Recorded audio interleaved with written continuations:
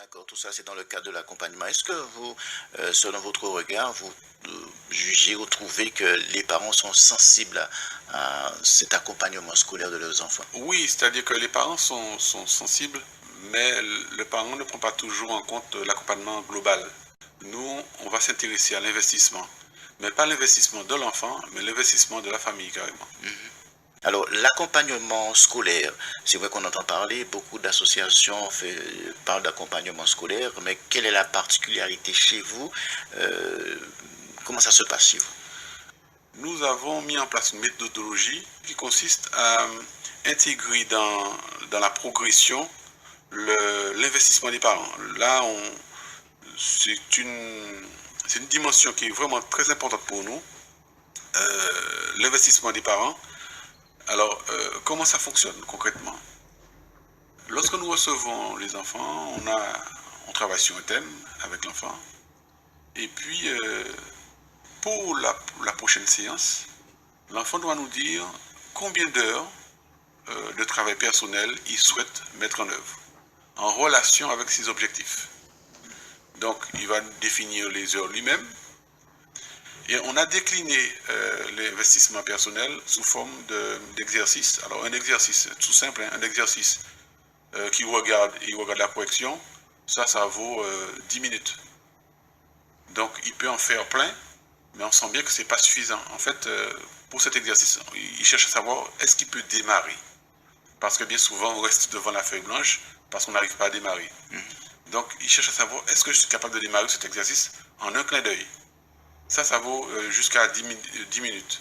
Ensuite, jusqu'à 30 minutes, il va faire pareil, mais il ne va pas regarder la correction, il va griffonner rapidement quelques lignes pour voir si il a pu effectivement trouver le bon biais. Et puis, un peu plus loin, il va faire un problème qui peut durer, qui sera annoté 1 heure, mais qui va peut-être faire en une demi-heure ou en 15 minutes. Là, il va rédiger en donnant les grandes trames de la démonstration, par exemple. Si c'est en maths, c'est vrai que nous sommes spécialisés en maths et en physique. Ça, il fallait souligner. Oui, mais je vais y revenir tout à l'heure. Et puis, il peut aller jusqu'à 1 heure lorsqu'il peut développer un peu plus et puis rendre propre son travail. Donc, comment nous, on détermine lorsqu'il revient? Alors, il nous dit, voilà, j'ai fait cet exercice, il espère qu'on puisse l'évaluer à 10 minutes. Alors, je lui pose 2 ou 3 questions, nous lui posons 2 ou 3 questions pour savoir si effectivement il a pu démarrer. Même si il n'a pas démarré le jour, mais là, est-ce qu'il peut le démarrer? S'il peut démarrer là, eh bien, on valide. On n'ira pas plus loin. On lui dit, là, tu peux démarrer, ok, voilà. Ensuite, on valide 10 minutes, ainsi de suite. Et comme ça, on rapporte ça sur l'application, une application que nous avons créée, qui permet à l'enfant de voir que, eh bien, grâce à cet investissement qu'il a eu, il a un bonus. C'est ce on va gérer, les bonus. Et puis, maintenant, on va intégrer l'investissement des parents. Le parent va aussi donner un bonus à l'enfant. En quoi faisant? Simplement en s'intéressant au travail de l'enfant. C'est-à-dire que le parent, on va lui envoyer sur WhatsApp, hein, puisque nous fonctionnons beaucoup avec les réseaux sociaux. Alors les parents, nous allons lui envoyer un questionnaire via WhatsApp avec 1 ou 2 questions, c'est pas énorme non plus, à savoir quel thème a été abordé, quel était son objectif pour cette semaine, des choses comme ça. Et de bonnes réponses vont apporter des bonus à l'enfant. Alors, on pourrait dire que effectivement c'est assez scolaire, mais en fait, un enfant ne pourra vraiment s'inscrire dans sa scolarité, comment dire, dans la réussite, que s'il sent le soutien des parents, mais de façon concrète. Pas dans la parole ou bien va faire tes devoirs et puis c'est tout. Non, il faut que le parent puisse être présent. Cet accompagnement des parents est indispensable. D'accord. Alors, si je comprends bien, c'est une approche qui permet, d'après ce que j'ai pu percevoir, apprendre en jouant quelque part. Nous utilisons ce biais. Ça, c'est une excitation qu'ils ont de savoir Eh bien oui, là, je peux avoir le bonus. Maman, il faut que tu me donnes le bonus si je suis défaillant, parce qu'ils peuvent être défaillants. Un enfant, il arrive, il essaie de baragouiner, il essaie de nous baragouiner, mais on comprend qu'il n'a pas trop travaillé. Bon, on lui dit, bon, alors, soit si tu n'as pas fait, il va nous dire oui. Donc lui, il compte sur l'investissement de son parent pour lui apporter un petit bonus aussi. Donc il y aura toujours cette quête-là, de sorte que, comme je le dis souvent, vous venez en cours, que ce soit avec nous, que ce soit à l'école, vous venez pour répondre à des questions. Mais les questions, il faut les chercher d'abord par des problématiques que vous rencontrez. En fait, quand on remarque bien, c'est aussi une méthode qui permet à l'enfant d'avoir une attitude dans la vie de tous les jours. C'est-à-dire, il y a une problématique, eh bien, il y a des solutions. Eh bien, les solutions, je peux les avoir avec les personnes qui m'aident, les parents, les professeurs, celui qui m'aide en soutien scolaire, etc. Donc il y a toujours un recours. D'accord? Donc cette attitude-là que nous, on cherche à imprégner chez l'enfant, et non pas uniquement l'aspect scolaire, des notes, etc., des notes qui ont tendance à frustrer, à bloquer, comment dirais-je, à noyer les énergies. Votre association dans le cours l'accompagnement scolaire, plus spécialisée en maths, un problème réel pour les enfants de comprendre un petit peu les mathématiques. C'est une matière qui fâche un petit peu par rapport aux enfants. C'est-à-dire que c'est un fantasme. C'est-à-dire qu'un enfant, bien souvent, est détourné des maths de la physique parce qu'il a toujours entendu des parents dire que maths c'est compliqué, ou bien moi je suis faible en maths, je suis nul en maths, etc. Ou bien il a rencontré un professeur qui ne lui a pas donné envie, etc. Mais a priori, ces matières sont faites pour justement susciter l'intérêt, créer une émulation. Ce sont des matières qui permettent de découvrir de nouvelles choses, de comprendre des mécanismes. Donc ça ne peut être qu'intéressant pour un enfant. Donc, nous travaillons dans cet objectif-là, faire enfant à aimer, apprécier. Exactement. Et c'est ce que nous avons eu il n'y a pas longtemps, il y a des jours, une nouvelle élève me disait, son parent nous disait que justement, elle est fâchée avec les maths. On a fait une seule séance. Une seule séance et elle accroche. Parce qu'elle a bien senti notre bienveillance.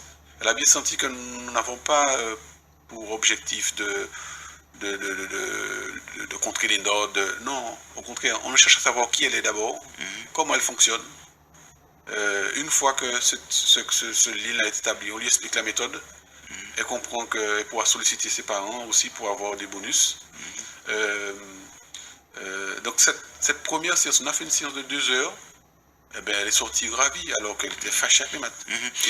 Mais est-ce qu'il y a des élèves, des enfants qui ont une certaine aisance à comprendre les maths, on dirait vraiment ça coule de source, mais il y a d'autres qui triment. Est-ce que vous avez une explication à ça? Peut-être, je suppose que vous avez une certaine aisance dans les maths. Alors, justement, et c'est là que notre méthode, elle prend tout son sens, c'est que, en ce qui me concerne, je n'étais pas un génie. Je n'étais pas un génie, ni en maths, ni en physique. Et c'est ma faculté à comprendre justement les difficultés des autres. Parce que moi-même, j'ai rencontré de nombreuses difficultés et j'ai appris à les surmonter. En fait, l'école est là pour former le cerveau. Mais bien souvent, j'ai l'impression que l'école a perdu cette vocation et forme, je leur dis ça souvent, des perroquets. C'est-à-dire que si tu n'es pas capable de répéter ce qu'on t'apprend, c'est pas bon. Alors que bien souvent, les génies, comme je dis, les génies sont au fond de la classe. Parce qu'ils ne sont pas en phase avec le système scolaire qu'on leur propose et le système scolaire ne s'adapte pas à eux. Donc c'est nous, justement, lorsqu'on reçoit des personnes chez nous, qu'elles aient des appétences ou pas, qu'elles aient des capacités ou pas, la confiance qu'on leur donne leur permet malgré tout de se rendre compte, je suis capable de faire. D'y arriver. Mais est-ce que la concentration a un rôle à jouer dans la compréhension de ces matières, maths, physique? Ah oui, la concentration, c'est un point essentiel. Je travaille avec une enfant dernièrement. Et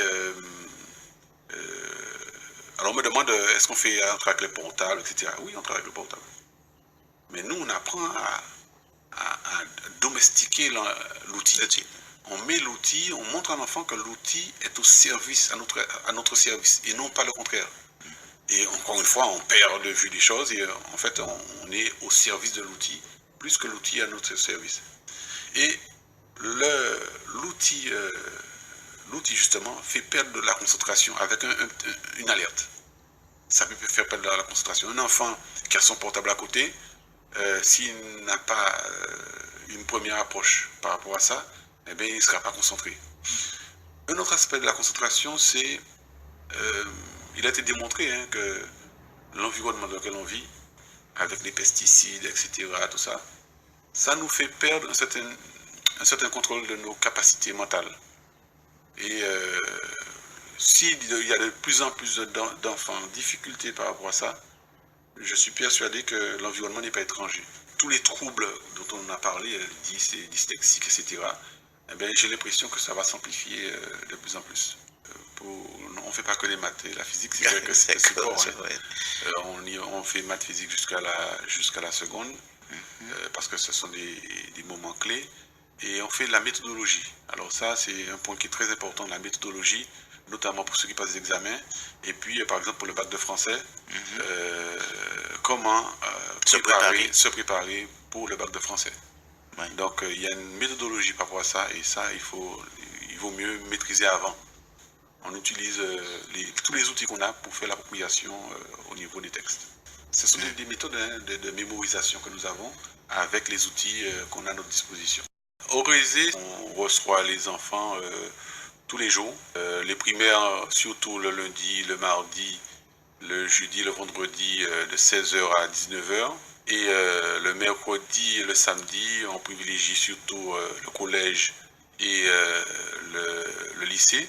Et puis, une dernière petite chose, nous avons aussi créé un groupe d'accompagnement scolaire où on débat sous forme de forum chaque week-end.